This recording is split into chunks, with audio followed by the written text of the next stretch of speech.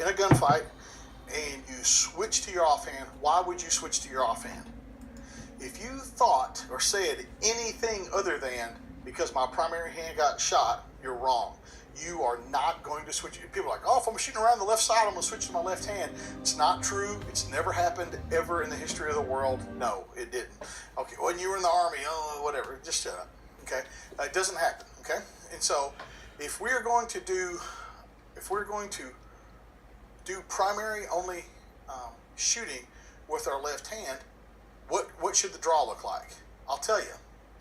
It's going to be on the ground. Because a lot of people think they're going to like get shot in their hand. They're like, I've been injured. Gosh, I think it's time to switch the gun to my other hand.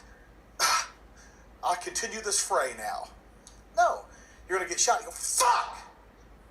When your fingers might be hanging off. You know, I mean, like, no, you're not going to just put it over in your other hand. It's ridiculous to think about.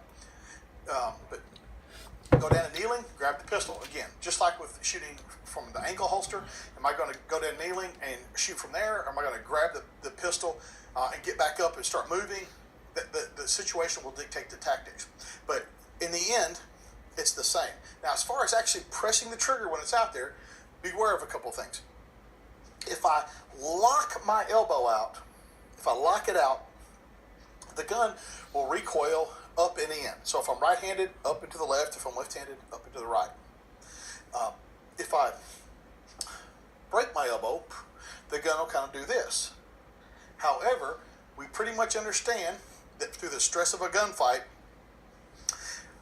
we're probably going to lock it out. We're probably not going to have the mental fortitude to go, you know what, I need to unlock my elbow 5 degrees so it can be a shock absorber. Probably not going to do that. So what I'm trying to tell you is this. You get used to shooting pow, pow, pow, pow, pow, like this with one hand. You have to make yourself slow down because pow, the gun comes out of your line of sight. You got to push it back down there. So you might still be able to push the trigger as fast, but your rounds are going to be all over the place. So this is a bad time. You've already been injured. You don't need to waste any ammo, not one bullet. You don't need to force a reload. You need to take your time, see that sight, and shoot that motherfucker in his face.